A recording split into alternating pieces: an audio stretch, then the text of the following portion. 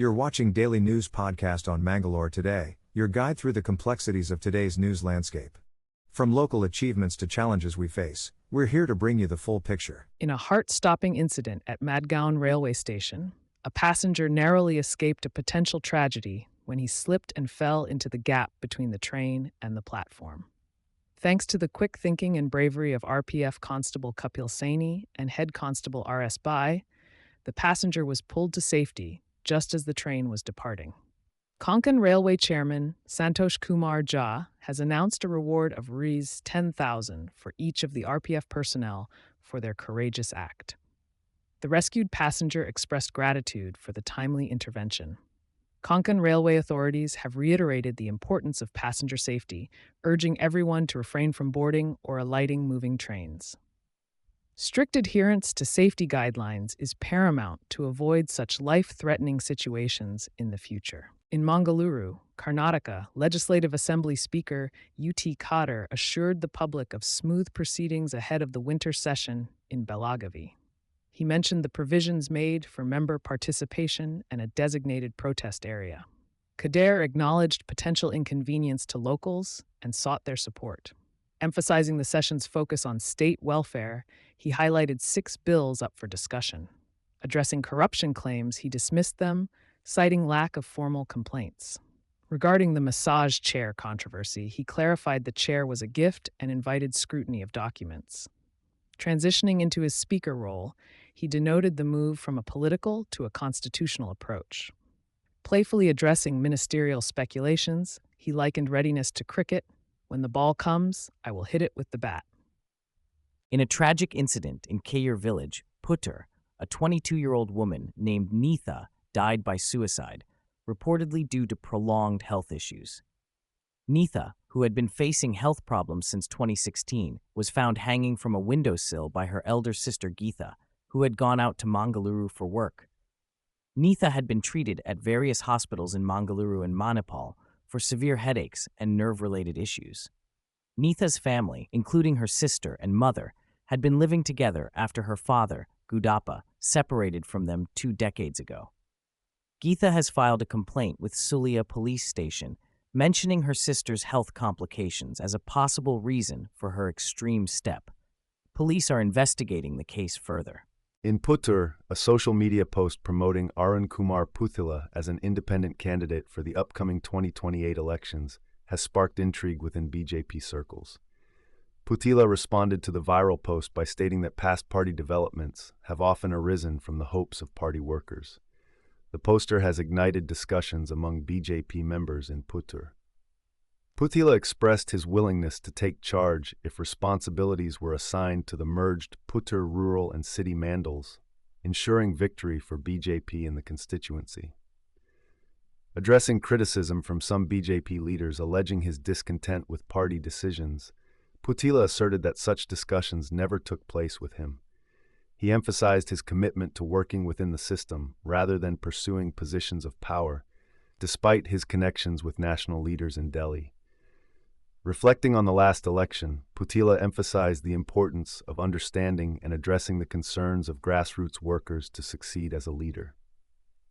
In Bantwal, Bandari Betu, a case has been filed following reports of a loud DJ system being used at a wedding without permission.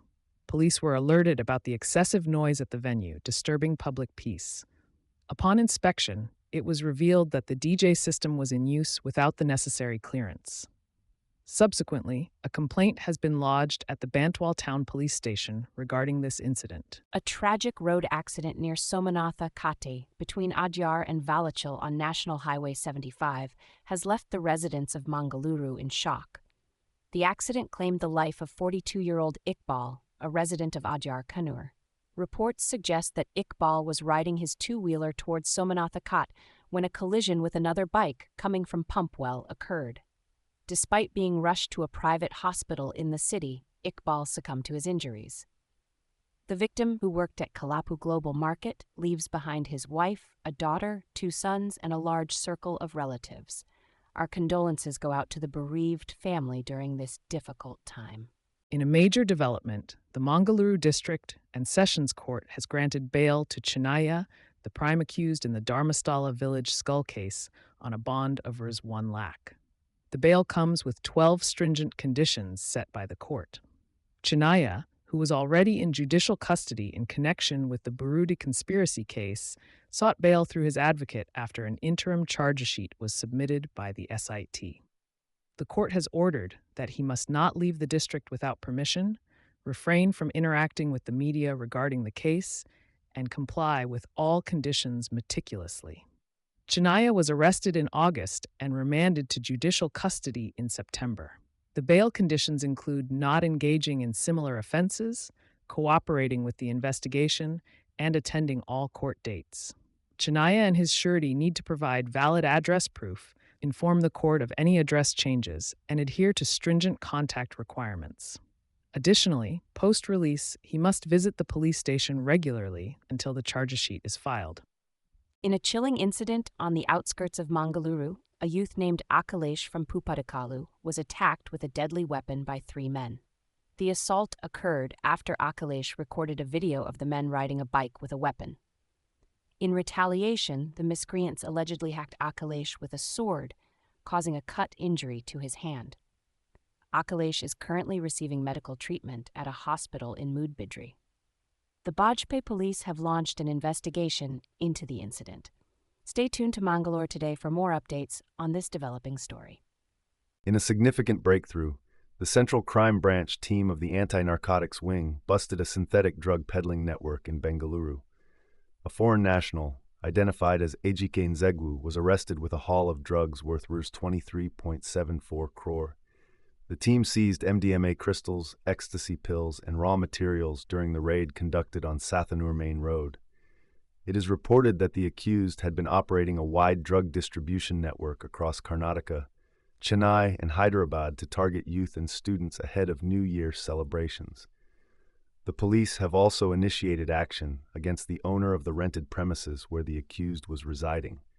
Notably, Nzegwu had a history of drug-related offenses dating back to 2019, when he was arrested under the NDPS Act. The authorities are now investigating further to dismantle any remaining links to the drug trafficking network. In a recent development, the Supreme Court criticized a former Christian Army officer, Samuel Kamalesan, for refusing to enter a gurdwara to perform a puja and labeled him a cantankerous man and a misfit. The court upheld the armed forces' decision to eject him for not respecting his Sikh comrades' faith. Despite being an outstanding officer, the court deemed Kamalesan a misfit for the Indian Army due to his act of indiscipline. Kamalesan argued that his monotheistic Christian beliefs prevented him from entering the sanctum sanctorum of the temple. The court dismissed his plea, emphasizing the need to obey lawful commands and maintain military discipline. The verdict highlighted the essential military ethos that Kamalesan had violated. The defense argued that the Constitution allows individuals to practice their religion freely and not partake in other religious practices. However, the court did not concur with this argument, reaffirming the Army's decision to dismiss Kamalesan. Mangalore today brings you the latest breaking news from Ayodhya. Prime Minister Narendra Modi unfurled a saffron flag at the revered Ram Mandir during a special ceremony known as Dwajarohan. In the presence of sadhus, dignitaries, and members of the Ram Janambhoomi Trust, PM Modi emphasized that a 500-year-old resolve is being fulfilled. The 22-foot religious flag, adorned with the symbol of the sun and Om, was placed atop a traditional North Indian Nagara-style shikar. The event coincided with Ram and Sita's Viva Panchami and Guru Tegh Bahadur's Martyrdom Day. The temple hosted 108 acharyas and is accessible only to guests with QR-coded passes. The city has been spruced up for this historic visit, with PM Modi previously overseeing the consecration of Ram Lala's idol and laying the temple's foundation stone in 2020. Stay tuned as more details unfold on this significant development. In a breaking news update from Barach District, Uttar Pradesh, a 49-year-old Chinese national, identified as Liu Kenjing, was arrested by the Sashastra Seema Bal, SSB, at the India-Nepal border. Upon his arrest at the Rupadiha checkpost, it was found that he had entered India illegally and was reportedly videographing sensitive border areas. The SSB officials discovered currencies from Pakistan, China, and Nepal in his possession, along with 3 mobile phones containing videos of Indian territories. Even though he carried a map of Nepal with English annotations, Kunjing claimed ignorance of both Hindi and English during interrogation. The authorities are treating him as a suspect due to his suspicious activities, travel history, and lack of valid entry documents. The Chinese national, who entered Nepal on a tourist visa, has been handed over to the police, and a case has been registered under the Foreigners Act. Further investigations are underway to unravel the motives behind his actions. Mangaluru, Nov 25, 2025. India and Japan have united to construct the 30-meter telescope TMT, a groundbreaking astronomical instrument aimed at unveiling mysteries of the universe. This revolutionary telescope will delve into the depths of space, studying black holes, distant galaxies, and potentially uncovering signs of extraterrestrial life. India's pivotal role in this project lies in developing sophisticated optomechanical systems for the 500 smaller mirrors composing the colossal primary mirror of the TMT. This collaboration underscores India's growing presence in global science and technology ventures. While the TMT is planned to be stationed in Hawaii, discussions on alternative locations could bring the project closer to India. The telescope's mission extends beyond exploration, seeking the ultimate answer to humanity's question: are we alone in the cosmos?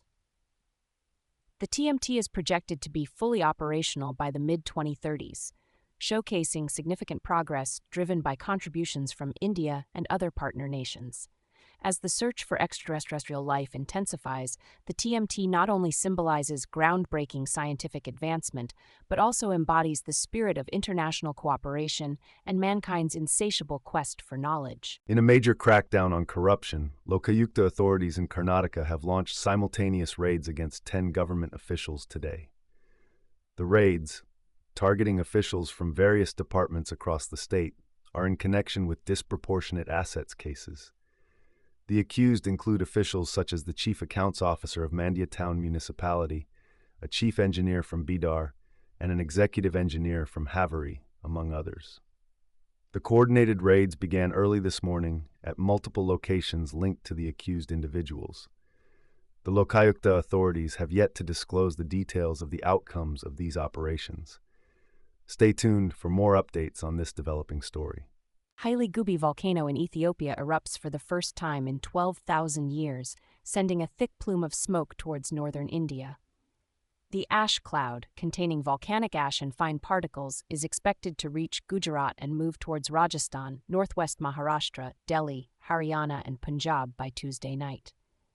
Flights in India have been disrupted, with airlines like Indigo and Akasa Air suspending operations on affected routes. While Akasa Air cancelled flights to Jeddah, Kuwait, and Abu Dhabi, Indigo assured passengers of safe and reliable operations. Air India, however, stated that their flights have not been impacted yet.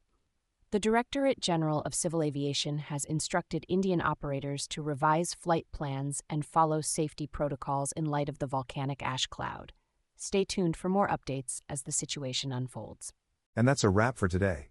We're thankful for your viewership and invite you to delve deeper into today's topics at mangaloretoday.com. Keep up with the ever-evolving world by subscribing to our channel. Thank you for being part of our day.